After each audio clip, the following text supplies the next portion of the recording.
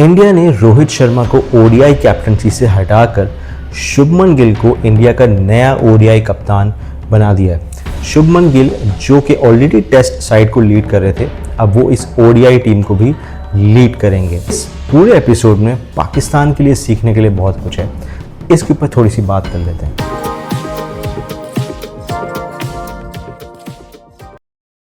Rohit Sharma India के वो कप्तान हैं जिनका विन परसेंटेज 75% है, which is the second highest win percentage of a captain in the history of international cricket. First पे क्लाइव लॉयड हैं, उसके बाद रोहित शर्मा है। अब ज़रा इमेजिन करें, अगर पाकिस्तान में एक ऐसे कप्तान को इस वक्त 75% विन परसेंटेज के साथ अगर उनको हटा दिया जाता तो यहाँ पे कितना शोर मचता। बट अब सवाल ये बनता है, इंडिया ने आखिर क्यों रोहित शर्मा को ओडीआई कप्तानी से हटाया जबकि उनका विन परसेंटेज, उनकी परफॉर्मेंस इतनी ज़बरदस्त है। रोहित शर्मा इस वक्त 38 ईयर्स ओल्ड हैं और ओडीआई वर्ल्ड कप आज से ठीक 2 साल बाद 2027 में खेला जाएगा और by that time Rohit Sharma 40 years age हो चुके हुए होंगे। तो इमेजिन करें, अगर उस वक्त रोहित शर्मा की फॉर्म और फिटनेस को लेके डाउट्स हुए तो क्या उस वक्त सही फैसला होगा कि आप एक कप्तान को हटाकर एक नए कप्तान को लीड करने के लिए बोलें ओडीआई वर्ल्ड कप में? ऑब्वियसली नहीं। तो वो डिसीजन उन्होंने आज ही लेना था। उन्होंने ये सोचा कि अगर हम आज डिसीजन नहीं लेंगे तो उस वक्त बनाए जाने वाले कप्तान को टाइम नहीं मिल सकेगा।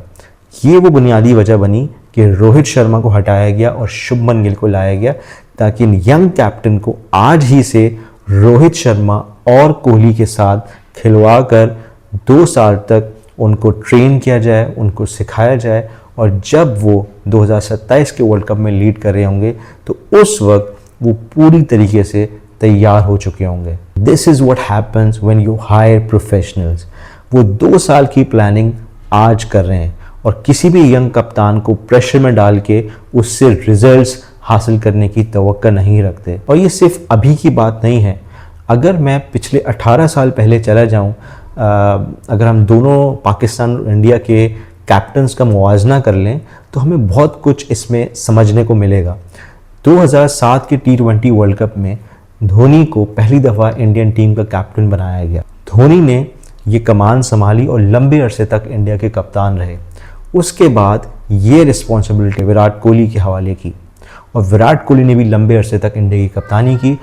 उसके बाद विराट कोहली ने ये कमान रोहित शर्मा के हवाले की और रोहित शर्मा भी कप्तानी काफ़ी अरसे करने के बाद उन्होंने ये कमान आज शुभमन के हवाले की। अब इस पूरे 18 साल के अरसे में आप देखें, धोनी, विराट कोहली, रोहित शर्मा और अब 2025 में जाके शुभमन गिल, तो ये आपको 3 से 4 मेजर कैप्टनसी में चेंज नज़र आएगा और जो लीडरशिप में इंडिया की टीम को जो संभाला उसमें आपको सिर्फ ये 3 से 4 नाम नज़र आएंगे। धोनी ने कप्तानी छोड़ी जब उनका क्रिकेटिंग कैरियर एंड पे था। उसके बाद विराट कोहली ने भी एक लंबे अरसे कप्तानी के बाद उन्होंने उस वक्त कप्तानी छोड़ी जब उनका भी क्रिकेटिंग कैरियर डिक्लाइन की तरफ था। फिर रोहित शर्मा ने अब उन्होंने भी कप्तानी किस वजह से छोड़ी कि अब वो भी रिटायरमेंट की तरफ जा रहे हैं। तो आपको एक प्रोसेस नज़र आएगा कि एक प्लेयर को कप्तानी दी गई, उसके बाद उन्होंने उसको लंबा कैरी किया और जब उनका क्रिकेटिंग कैरियर ख़त्म हुआ तो उन्होंने दूसरे को ट्रांसफ़र किया। बाय दैट टाइम दूसरा एक प्लेयर पूरा कप्तानी के लिए तैयार हो चुका हुआ था। इसके कॉन्ट्रेरी अगर आप पाकिस्तान को देखें, 2007 में शोएब मलिक को कप्तान बनाया गया। उसके बाद हमने मोहम्मद यूसुफ को भी पाकिस्तान टीम का कप्तान देखा। देन हमने यूनुस खान को भी कप्तानी करते हुए देखा। इसके अलावा सलमान बट कप्तान बने, उसके बाद शाहिद अफरीदी कप्तान बने। Then we saw Mohammad Hafeez also was announced as captain. उसके बाद मिसबाह उल हक के हाथ में कप्तानी आई। देन शाहिद अफरीदी को दोबारा कप्तान बनाया गया 2016 के T20 वर्ल्ड कप में।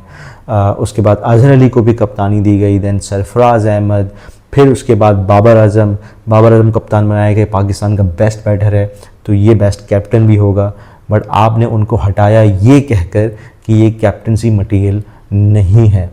फिर उसके बाद बाबर आजम को कप्तानी से हटाकर शाहीन शाह अफरीदी को कप्तान बनाया गया। जो कि उनको आपने एक ही सीरीज़ के बाद वापस से चेंज करी। आप इस टेस्ट क्रिकेट में शान मसूद कप्तान बने, शाहिन शाह अफरीदी के बाद आपने मोहम्मद रिजवान को ये रिस्पॉन्सिबिलिटी दी, और मोहम्मद रिजवान को भी कप्तानी से हटाने के बाद सलमान अली आगा को आपने कप्तान बनाया, और इस एशिया कप के बाद सलमान अली आगा को भी कप्तानी से हटाने के ऊपर बातें गर्दिश में चलती रहीं, और शान मसूद को, जो कि आपके टेस्ट टीम के कैप्टन हैं, उनको सेंट्रल कॉन्ट्रैक्ट की डी कैटेगरी में आपने डाला। और अब ये खबरें चल रही हैं कि मोहम्मद रिजवान को ओडीआई कैप्टनसी से भी हटाकर शाहीन अफरीदी को दोबारा से कप्तानी दी जाएगी, जिनको आपने T20 में कप्तान बनाया था। तो अगर आप ये पूरा देखें तो आपको सिर्फ और सिर्फ एक केओस नज़र आएगा। एंड देन वी एक्सपेक्ट कि पाकिस्तान ने इंडिया को नहीं हराया। How is this possible even? मतलब आप कैसे सोच भी सकते हैं? एक दूसरी तरफ आपको प्रोफेशनल्स नज़र आते हैं, उनके डिसीजन में कंसिस्टेंसी नज़र आती है। जब वो किसी को कप्तान बनाते हैं तो उससे पहले 10 दफ़ा सोचते हैं कि क्या ये लॉन्ग टर्म लीड भी कर सकता है, या ये तीनों फॉर्मेट का कप्तान है, या सिर्फ एक का है, या दो का है। पूरा होमवर्क करने के बाद वो किसी एक कप्तान को सिलेक्ट करते हैं, और आपको नज़र आता है कि वो 6 साल, 5 साल, 8 साल सर्व करता है, और वो फिर जब रिटायरमेंट की तरफ जा रहा होता है तो वो अपने जूनियर को जाके कैप्टनसी जो है वो ऑफ़र करता है।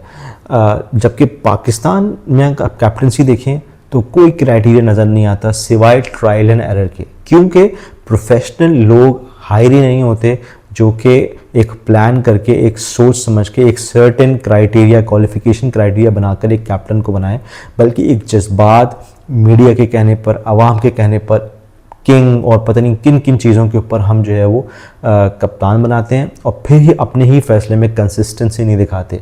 तो जब आपके इन चीज़ों में कंसिस्टेंसी ही नज़र नहीं आएगी तो टीम की परफॉर्मेंस में कैसे कंसिस्टेंसी नज़र आ सकती है?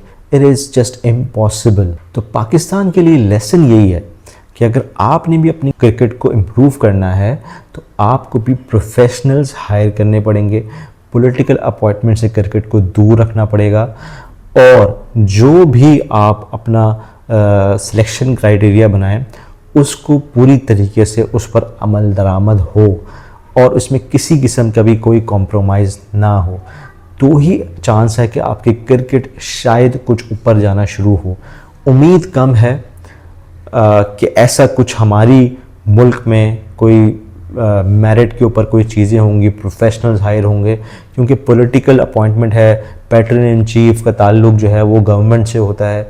तो ये तो बिल्कुल भी आपको नज़र आएगा कि इसमें कोई किसी किस्म की इम्प्रूवमेंट शायद हमें देखने को ना मिले, बट उम्मीद ही कर सकते हैं कि शायद कोई आए और इसको समझे कि क्यों हम स्पोर्ट्स में इतने पीछे चले गए हैं।